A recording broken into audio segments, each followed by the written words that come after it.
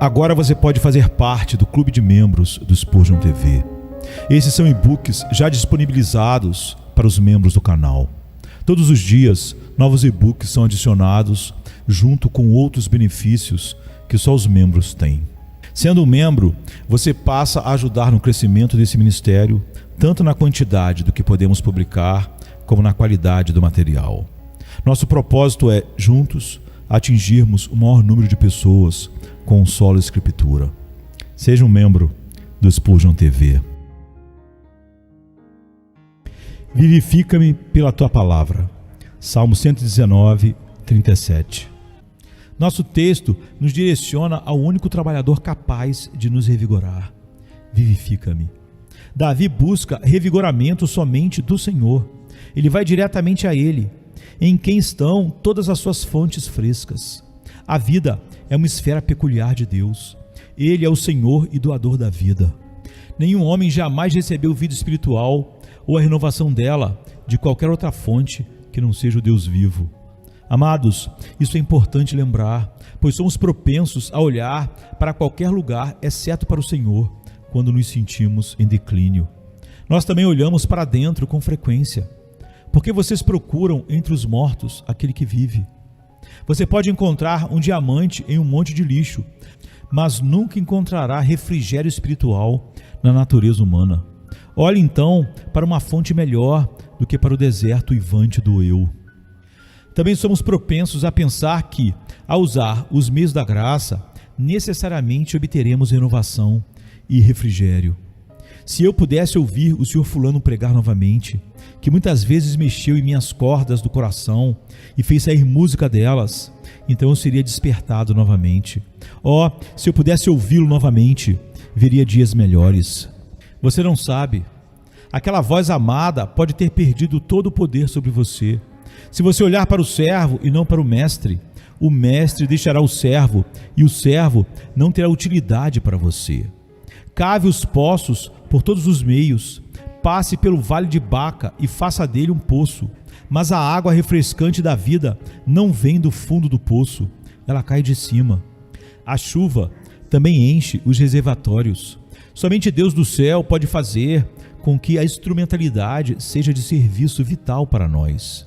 Nem mesmo os doces socorros da mesa da comunhão podem trazer vida vigorosa de volta ao cristão sem a unção do Espírito Santo. Não descanse no exterior, pois ele não pode tocar o interior. Acima de tudo, nunca recorra à lei para ser renovado. Não comece a se censurar dizendo: deveria ter feito isso e vou perder o amor de Deus se não fizer, e assim por diante. Isso é tudo legalismo. O Filho de Deus, quando ouve o rugido do trovão do Sinai, afunda em uma morte ainda mais profunda. Não pode ser despertado para a vida.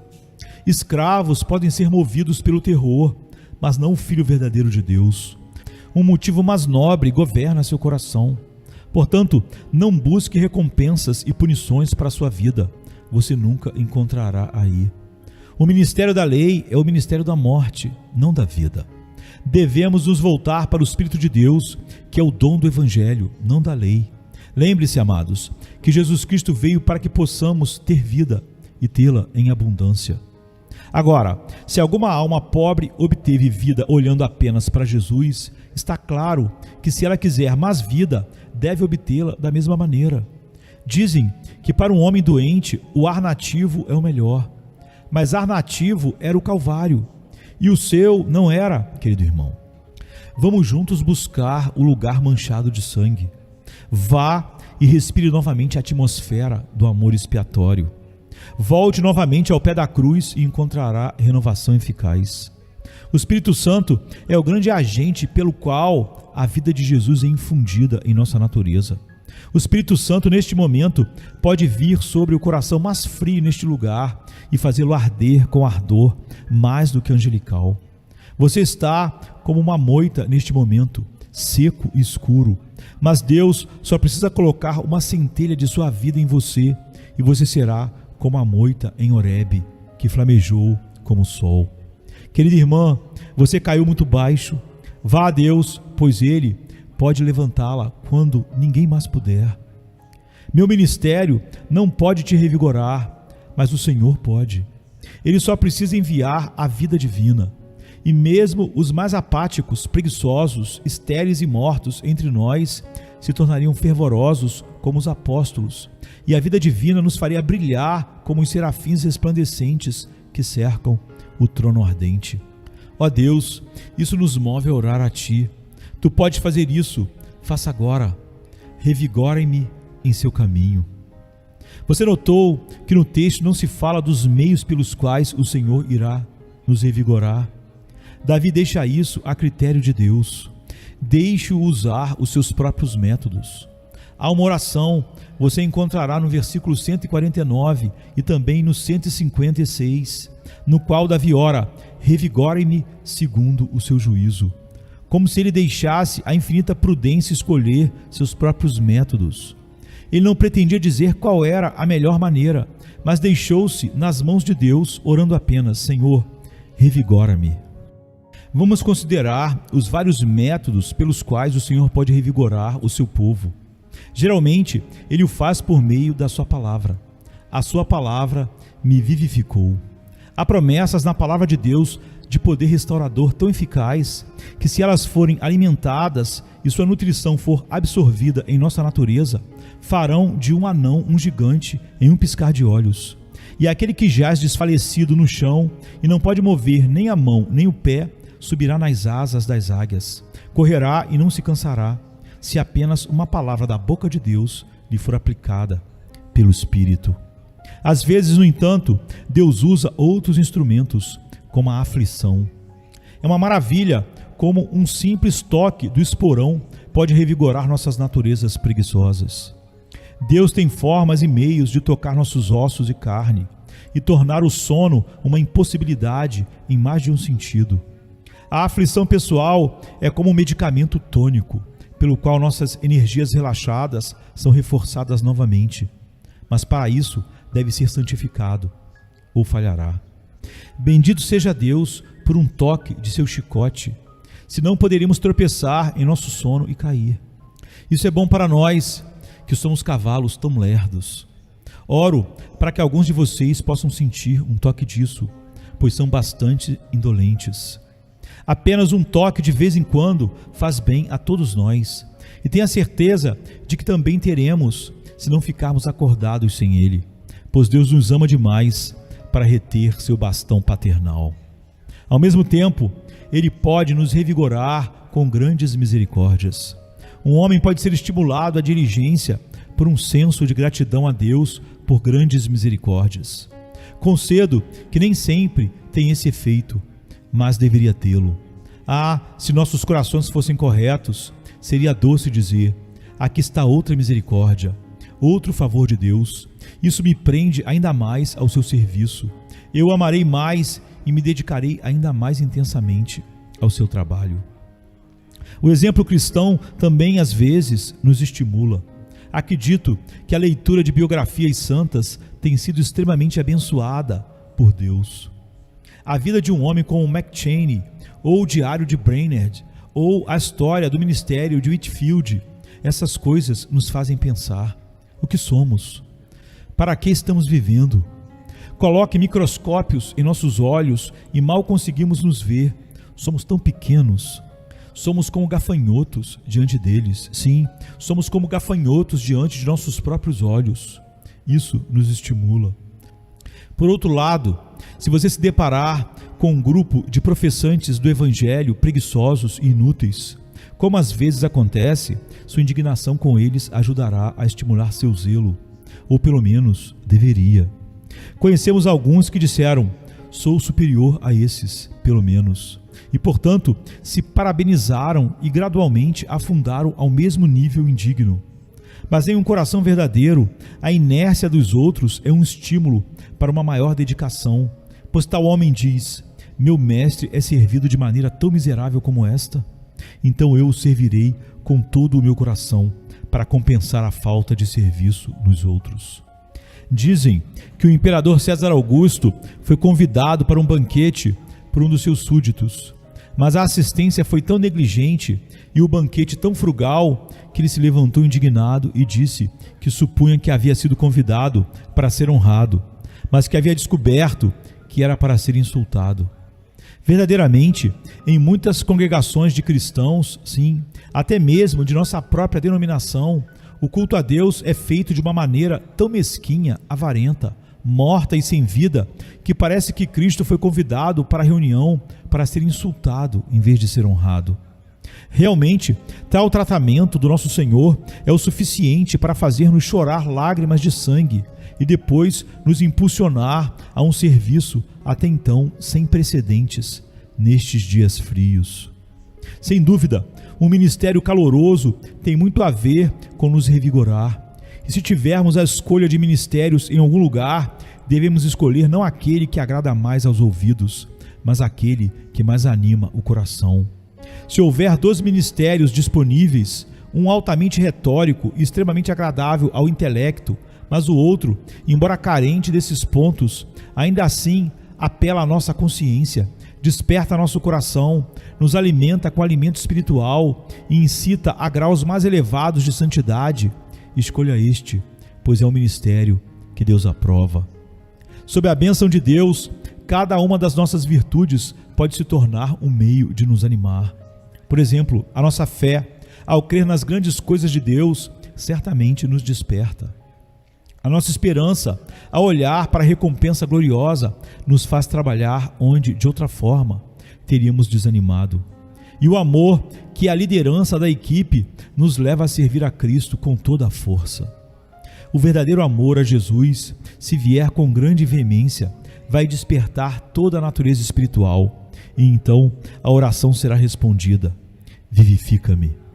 Assim, irmãos, vocês veem que Deus tem meios gentis e rudes de nos vivificar. Mas da minha parte, se Ele apenas me vivificar, não farei nenhum acordo com Ele, que faça como quiser. Faça o que quiser comigo, meu Senhor. Apenas me livre de ser morno, de coração frio, morto e sem vida. Faça-me ser todo fogo para Ti. Lembre-se, amado, que essa é uma bênção prometida. Davi diz: vivifica-me segundo a Tua palavra. Você encontrará esse pensamento repetido no Salmo. É uma bênção para ser pedida, pois em um verso anterior, Davi diz: vivifica-me segundo a Tua justiça, como se sentisse que Deus não seria justo, não estaria mantendo sua promessa se Ele não o vivificasse. Esta é uma bênção que sempre é um sinal do amor de Deus, onde quer que ela venha.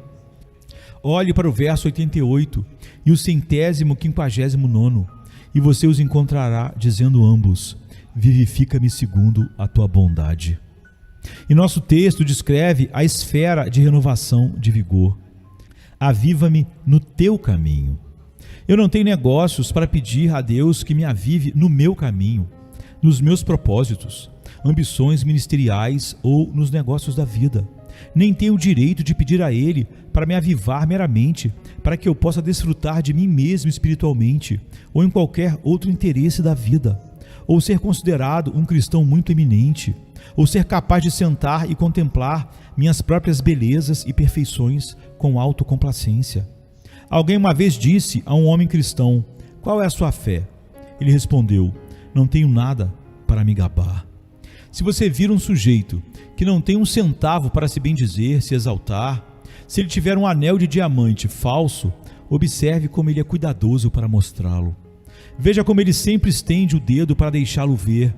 Mas aquele que é rico em relação a Deus nunca pensa em exibir suas bugigangas dessa maneira.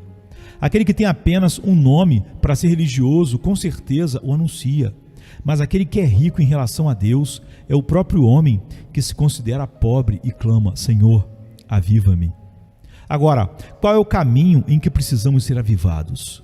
Primeiro, é no caminho do dever na vida comum. Sou um pai, aviva-me para educar meus filhos corretamente. Sou uma dona de casa, Senhor, aviva-me para que meus deveres em casa sejam realizados como em Teu temor. Sou um servo ou mestre, Senhor, aviva-me. Tenho minhas tentações em meu chamado diário, aviva-me para resistir a elas. E também tenho minhas oportunidades diárias de servi-lo, aviva-me para aproveitá-las. Significa, em seguida, vivifica-me em atividades sagradas. Sou um pregador, Senhor, ajuda-me a pregar com todas as minhas forças e com toda a tua força também. Sou professor em uma escola, Senhor, concede-me não dormir sobre meus alunos, mas ganhar suas almas, sendo abençoado por ti com a seriedade que influencia as mentes jovens. Tenho outro trabalho para fazer, sou diácono ou ancião da igreja, que eu seja tão ardente na piedade, que meus companheiros de ministério possam ser excitados pela minha dedicação. Todos vocês têm algum trabalho a fazer para Cristo? Espero que sim. Se você não tiver, volte para casa e comece. Mas se você estiver fazendo sua parte, sei que sua oração deve ser: vivifica-me em teu caminho.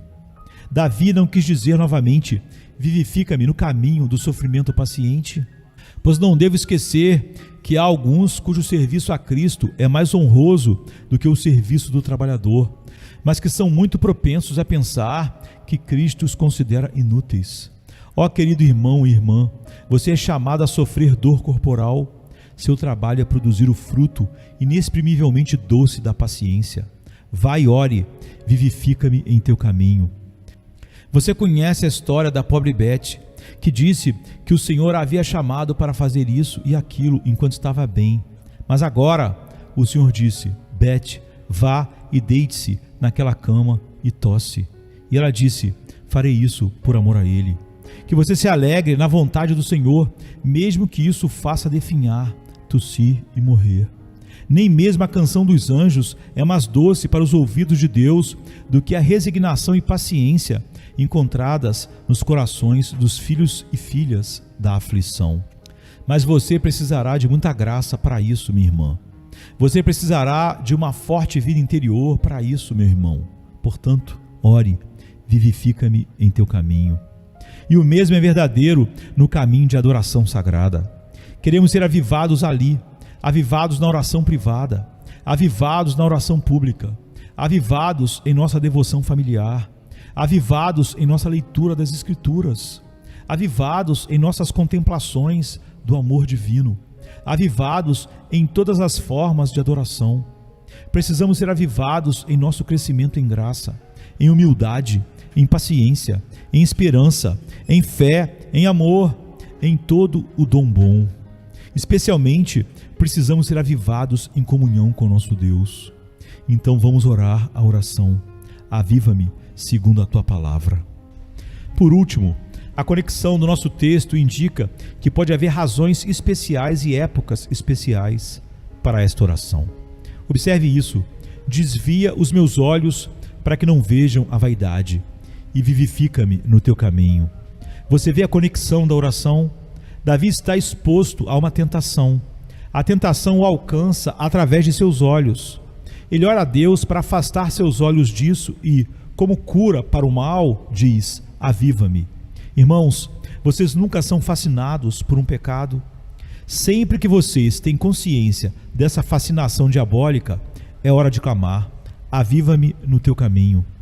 Vejo que sou mais fraco do que pensava, Senhor. Fui levado pela raiva quando pensei que tinha alcançado um temperamento tranquilo.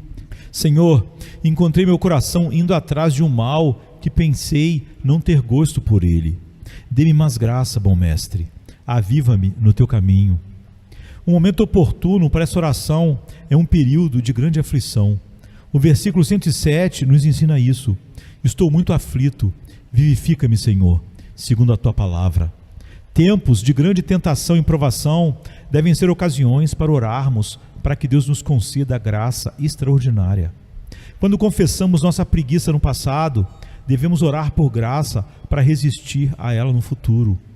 Se Deus nos convencer agora de que não fizemos nem um décimo do que deveríamos ter feito e que estamos vivendo distante do amor de Cristo, então a oração deve surgir: vivifica-me, Senhor, em teu caminho. Estamos sendo chamados agora para algum serviço extraordinário. O Senhor nos coloca um fardo pesado por causa do seu nome. Não vamos nos esquivar ou dizer: não consigo fazer isso. Não, vivifica-me, Senhor. Dê-me mais graça, então serei capaz de enfrentar qualquer emergência, pois minha força será proporcional aos meus dias. Essa oração é muito adequada para os membros desta igreja, pois agora vimos muitos dos bons e excelentes entre nós serem levados. Parece que o Senhor não nos deixará com nenhum. Nos últimos meses, Ele continua a levar um e outro de nós. E esta semana, outro valioso irmão foi levado ao túmulo. Certamente, todos os que restam devem dizer: Senhor, vivifica-me. Concede-me viver de tal maneira que, se eu também for removido em breve, terei completado minha corrida, lutado até o fim e ganhado a coroa que a graça prometeu. Talvez, dentro de uma semana, este preto no meu púlpito possa ter um terceiro significado, já que tem um duplo significado. De qual de nós ele terá seu terceiro significado? Estou aqui pregando minha última mensagem para vocês. Estão sentados ao meu redor os meus amados líderes da igreja. Estão aqui membros desta comunidade reunidos para adorar juntos pela última vez. Irmãos, pode ser que sim. Então, vamos orar por um avivamento, para que possamos viver enquanto temos vida e não desperdiçar nenhum momento precioso da nossa curta existência terrena. As necessidades da nossa igreja são muito grandes. Se eu estivesse em um campo de colheita e visse que a safra precisava ser colhida e que um trabalhador estava trabalhando até desmaiar várias vezes, e se eu visse que ele estava em grande fraqueza, mas ainda assim segurando a foice, impulsionado por um espírito valente que o mantinha em seu trabalho, acho que eu oraria: Senhor, ajude-me a colher também, para que eu possa entrar nessa massa de trigo em pé e colher também, pois vejo o seu servo cansado com o serviço. Meus companheiros de trabalho, comprados com o mesmo sangue, a colheita é abundante, mas os trabalhadores são poucos. Eu vos suplico, pelo sangue e feridas daquele que vos comprou, que nenhum de vós se afaste, mas levantem-se e sirvam a Deus de coração e alma e força. Em breve teremos que prestar contas por todas essas coisas. Dentro de algumas semanas ou meses, estaremos diante do tribunal do nosso Senhor, cujos olhos de fogo nos examinarão minuciosamente. Então seremos chamados a prestar contas por esses ímpios que estão conosco neste dia. Podemos responder por suas almas. Somos uma grande igreja em uma grande cidade e multidões estão morrendo sem conhecer a Cristo. Se não lhes dermos toda a ajuda e instrução que pudermos, como responderemos por isso? Se eu estiver aqui neste púlpito pregando para multidões e não agitar minha alma e pregar com fervor, como responderei por isso? Quando o sangue estiver em minhas vestes no dia do juízo, o vermelho das almas condenadas pela minha indolência, como responderei por isso? Grande Deus, que isso nunca aconteça. Mas pode ser assim com você, assim como comigo, cada um de acordo com sua responsabilidade e posição. Eu te imploro novamente, por todo nome que possa tocar seus corações e despertar suas consciências. Ore a Deus para que Ele o vivifique com um ardor de amor e uma diligência intensa em serviço ao seu nome precioso e amado. Alguns de vocês eu não posso pedir que façam esta oração. Eu já lhes disse por quê. Almas mortas como vocês podem orar por vida, mas eu pedirei ao povo de Deus que ore por vocês, e eu orarei por vocês, para que o evangelho que me foi ordenado a pregar até mesmo aos mortos em pecado, venha com poder para suas almas. Aqui está: quem crer e for batizado será salvo, mas quem não crer será condenado. Que o Senhor os guie a obedecer a palavra.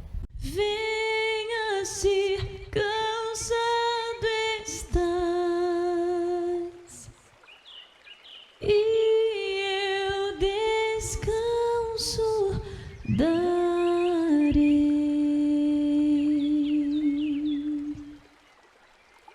Tu descansarás.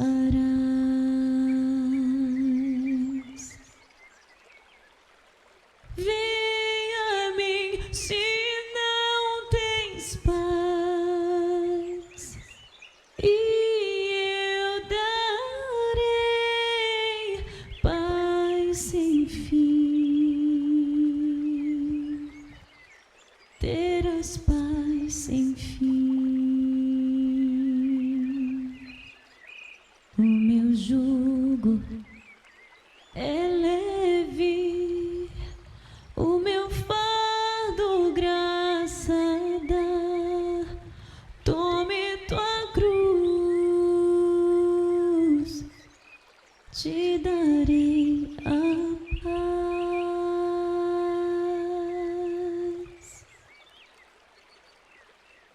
Venha o aflito e lhe darei paz, minha paz darei.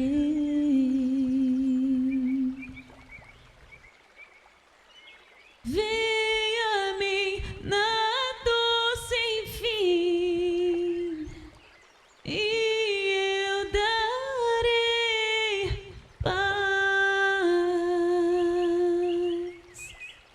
darei minha paz.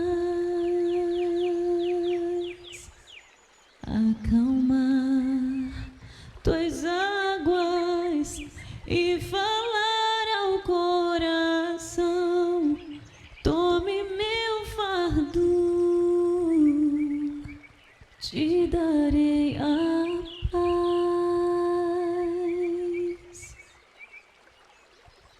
Venha a mim,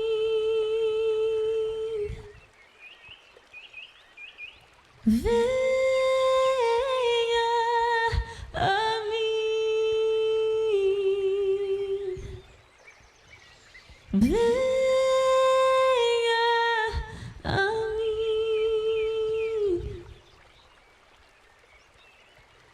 A minha graça te chama, a minha graça te salva.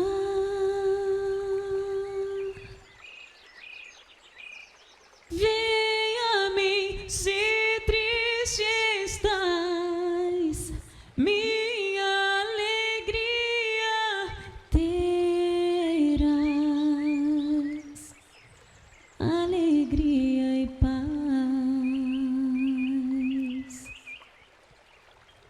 Venha a mim na tua escuridão, eu sou a luz do mundo, sou a tua luz. Voarás como águia, tua força eu serei. Tome a cruz, te darei a paz. Venha a mim, venha